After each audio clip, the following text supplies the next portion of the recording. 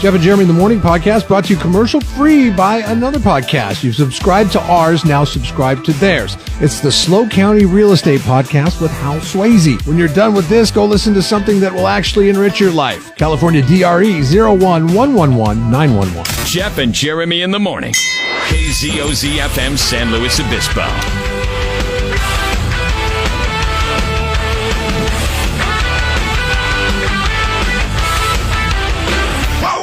Wish you a Merry Christmas. I want to wish you a Merry Christmas. I want to wish you a Merry Christmas from the bottom of my heart. I want to wish you a Merry Christmas. I want to wish you a Merry Christmas. I want to wish you a Merry Christmas from the bottom of my heart. That's Leo. If you don't know him, you do now. It's a metal Christmas. It's the most happy holidays. I'm ready now, Jeff. I know you've had your tree and your decorations and your lights. It sounds like it. Jesus. You're like yelling about Leo and everything Leo comes with. I thought Leo was loud. Am I loud? Oh, maybe. I turned my headphones down a little bit. Maybe it's your headphones. But anyways, good morning. Happy holidays. Today, the first of the 12 days of Christmas. We're going to play coming up at 9:05 this morning or thereabouts. So be ready for the first question. Every time you get a question correct, we're gonna do another question. I feel like this is going to be the shortest 12 days of Christmas ever, because while I was gone for like 10 days, you didn't put any work into it. I didn't put any work into it until this morning, and I feel like the questions are going to be the easiest questions of all. They're not. I actually put work into them. I just didn't put that work to paper. So I mean, believe me, they'll be hard. Okay, they'll be hard. Yeah, it's too big of a prize. It's too big of a prize package to just give away like that. Okay. You know? All right. Well, we look forward to hearing your question, number one, coming up at 9 o'clock this morning. Well, maybe we'll make yours number one. Make it easy. No, you've already said you're ready. Can't wait to hear it, Coach. If you think yours is easy, let's give them some false hope and then hit them with that means you haven't done anything to paper yet. With a non-Jake Paul, non-Mike Tyson punch. We didn't, you and I together, we have not talked about that because you were in Belize when that fight took place and you were kind of bummed that you were going to miss it. I totally missed it because I was on an airplane. I didn't see it. All I was getting was updates because we had Wi-Fi. Crap. By the way, Delta, some good and bad things about Delta. I'll just give you the good thing is you get free Wi-Fi. You don't have to pay for it no matter what. You get on and I could watch TV shows on Netflix. But I couldn't watch the fight. I guess I could have. I just didn't realize at the time that I had Netflix on the plane. I could, anyways. But long story short, I heard that it was kind of a promotional type fight. Like they didn't really go after each other. So I have a friend, and I didn't look into it because I didn't care because I felt like I was duped anyways by watching. I watched the last 3 rounds because my son had flag football that night, and it went late because they got to the championship game and then got eliminated. Or they didn't get eliminated. They came in second place because they got to the championship game. But there's a lot of hurt feelings there when you're dealing with 8-year-old boys. And they don't understand why they lost by a touchdown. And so I came home, turned on the fight, watched the last 2.5 rounds. And I was like, what is this? Like everybody in the crowd seemed disinterested, and I was talking to a friend who watched the whole thing, was excited for it. And he said that he went online. I guess you can go online and look up the contract for the fight. And there's all kinds of verbiage in there that says if they go out in a certain amount of rounds, the percentages of pay is only such and such dollars based on if they go out in the rounds. So don't throw too hard of punches in the beginning because needs to be an entertainment type thing. Wow. Yeah. That's really disappointing. He looks into stuff like that. Like I guess for some reason is your friend named Jeff. For some reason, I really didn't see Mike Tyson doing a fight like this. But now that I think about it and his age and I guess he could. I mean, That's too bad. It's all for show. And really, who cares, right? Mike Tyson is done. His career is done fighting. This is probably his last fight. Take the paycheck. But Jake Paul is just getting started. His whole career is pretty much in front of him. He doesn't care to be a serious boxer. He cares to be a good promoter, and he has been a great promoter up until this point. Probably the best. I mean, he's gotten us to watch boxing when people aren't watching boxing anymore. So I saw something that old fat bald guy, Butterbean, he wanted to fight him now. And was that Tyson? a joke? Was that a joke? No, not Tyson. He wanted to fight Jake Paul. And I'm thinking, was that a joke? Because, he wants to get $1 million or a couple $1 million or whatever it is. Or is it like, is he really want to fight him? Or was this just, who's the next old boxer that's still alive we could throw in the ring? I mean, Jake Paul's in good shape. The training videos, all that stuff. I mean, it all adds to the promotion. He knows how to use social media very well. So it's, it all lends to the promotion. We'll forget about this. And another year will pass by. There'll be somebody who surfaces. So is boxing dead then? I mean, is this Evander Holyfield will surface? Or is something. UFC is now UFC bigger than boxing, and boxing is now? I mean, I don't watch any fights. I don't know any. I couldn't even name any boxers. It's wrestling. Wasn't Jake Paul even a UFC guy? Wasn't he a UFC guy that came over to box Mike Tyson? I don't think so. I think it was just a YouTube sensation. But he was a UFC guy, though, wasn't he? Or like a UFC fighter? No, Jake Paul was always a boxer. Maybe he was. I don't know. I don't know. I know. This is what I know about Jake Paul. My kids watch a show called Bizaardvark, and when he was a teenager, he was one of the actors on Bizaardvark. It's a Disney show, and that came out 15 years ago, and they watch it. Oh, yeah, here he is. He was a Disney actor named Dirk Mann. Yeah. Okay, so it says here that he's always been a professional boxer, YouTuber, and actor. He began his career as posting videos on Vine. Oh, my God. Do you remember Vine? I know. That's what I'm saying. But he's always been in tune with the social media. I'm sure he's got a crew that does it now, and the producers, and they make it look good. And then when it comes down to it, I mean, it was all staged. I mean, like the whole Mike Tyson slapping him at the weigh-in, Oh yeah, I do remember seeing that. What was their buddies afterwards? And it's like, come on, seriously. I mean, why? I feel so rooked into getting into any of it at all, and I'm not even into it as much as people that were way into it. I'm in at about 30%. There are people that were into it at 100%, and somewhere out there online, I didn't ask my friend where to find it because I don't care to. I take him at his word. He said he found a copy of the contract, and on the contract, there's all kinds of verbiage in there that says that if you get out of the fight early, that you're not going to receive the full payday. So that's how it went the whole way, because at the end, they were barely throwing punches at each other. It was stupid. Dumb. And oh man, all the rich, all the celebrities. Sounds like the ABC debate between Trump and Kamala. And the supposed contract that was out there that, how that was going to go down. I want no more contracts. There's a lady on the remember when Spectrum was Charter? Yes.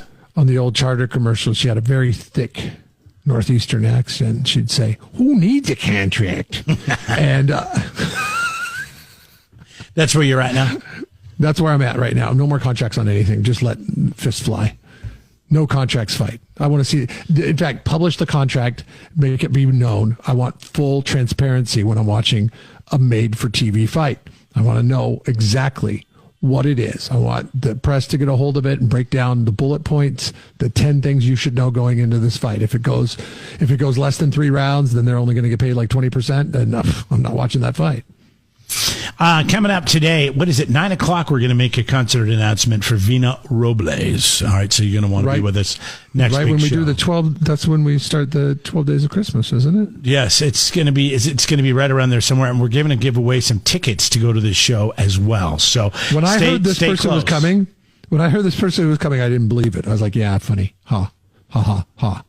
And then they're like, no, seriously. And I'm like, let me see the contract. This person has played the fair before, but now they're going to be playing Vina Robles. So be with us coming up after 9 o'clock to find out who it is. Jeff and Jeremy in the morning on 93.3 KZOZ. So this is for Doug, who doesn't like to ride roller coasters. This is a story out of Phoenix, Arizona. Would you trust an amusement park called Castles and Coasters? I have a feeling after this, I'm not going to want to trust any amusement park ever again. I think the worst part for me is having the kids there and knowing that it could have been one of them. The man got onto Desert Storm, a double looping roller coaster with only a lap bar for protection. The lap bars came down. Mine clicked twice. So click, and, I checked it. It was latched. He says the operator didn't physically check the bars. I pushed up on mine. She looked. She walked away. Then the ride starts. We start the climb, and you hear, the click of the chain of a normal roller coaster going up. Click, click, click, click. And the unthinkable happens. We get just about to the top, and I hear a click different from the click of the chain taking us up. And so I checked my lap bar one more time, and it released. Video. Right before the ride starts. That's a nightmare. That's horrible. Now, full disclosure, this guy wants to be anonymous, so he's talking to the reporter. You do the same thing, right? You get on that damn thing, even though they check it, and you start moving, you're like, shit, the son of a gun. I push it a couple times, and then I try to get it to click an extra time. Tighter? I will take a deep breath out. Oh God, that sounds Push it against myself. I want to be, because I don't want to, when you get jostled around on any roller coaster at all, it's going to hurt your back regardless. Well, right? I told you this story when I was a kid. My dad was a pretty round guy. He was 5 foot, had a 42-inch waist. And here I am, 9 years old, weighed not even maybe 100 pounds. And I'm kicking around like a ball in a ping pong or a pinball machine. Because it was like one thing that came across the ride and it got both of you. Yeah, I don't even know how they let us both go in there, because I was not secure at all. It was that damn train ride at I don't even know if it's still there at Disneyland, the old steam engine ride. I think it's over there by where the Splash Mountain used to be. And it's like you go through the Old West train ride. You don't remember the train? Yeah, it was like a train roller coaster.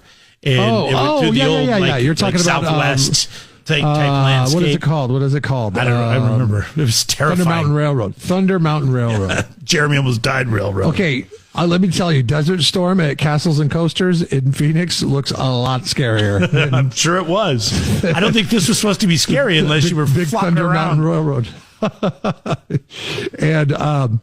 And full disclosure, okay, this guy wants to be anonymous on this, so he's not looking for a lawsuit because he's talking to the reporter, and they won't show his identity, and all you see is the back of him. But you see the back of him, and you're thinking, should he be riding a roller coaster anyways?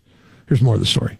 Video from the ground shows what happens next. Well, I had mere seconds to act on whether I stayed on or got off. The man climbs out of the moving roller coaster onto the catwalk. I just... Oh my God. It's literally going up. And as he jumps out? As it's starting to make the crest, he realizes that he does not have a restraint on, and he's not gonna try to do it on his thing. So then he jumps off as it's starting to roll, and the front cars, this is a nightmare. The front cars are just getting ready to make their ascent past the crest, and he gets off. Started to climb down because I just wanted off of that. He says the operator didn't notice what happened until he was on the ground. Well, at least you made it to the ground.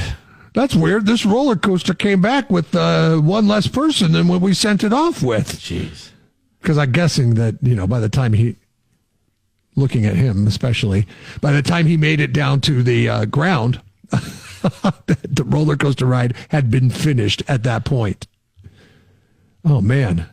Maybe Doug, who won't ride roller coasters, is onto something. Here's more of the story. He should have been watching that car, and when she saw me climbing out, she should have been able to hit him in emergency release. Arizona is one of 8 states that does not regulate its amusement parks, according to the U.S. Consumer Product Safety Commission. Note to self, no Arizona amusement parks.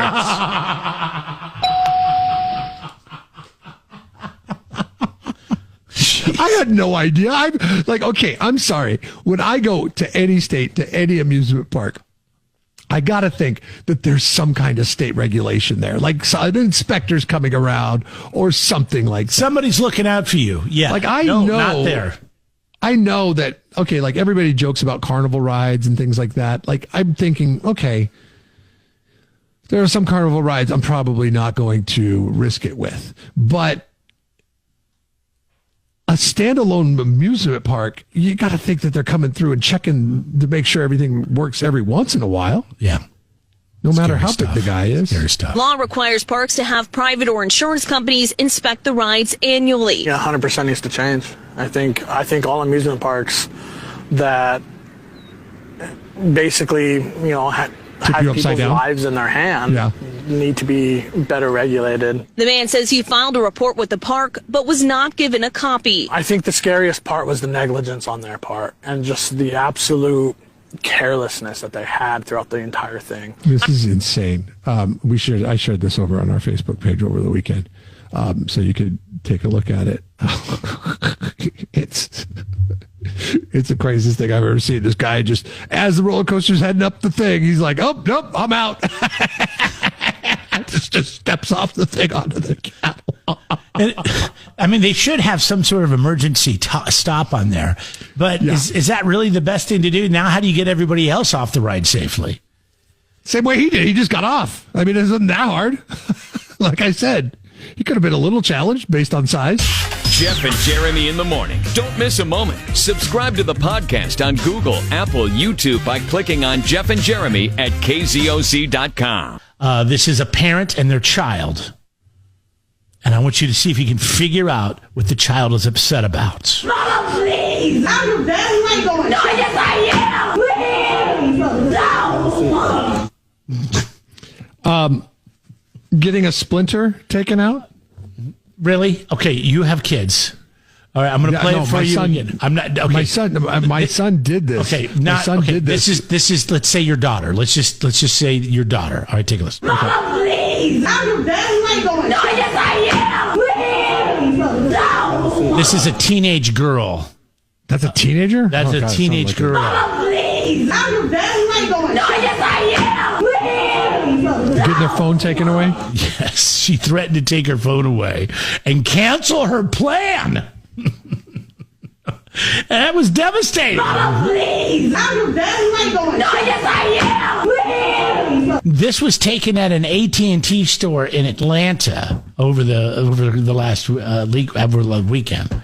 Her mom apparently took her phone away and was canceling her plan because of some behavior she did, and that was the fit she was throwing. I use it all the time as a bargaining chip. I'm like, hey, if it's something that's not too egregious, which my daughter never does, I'd be like, hey, I'm going to take your phone away for a week.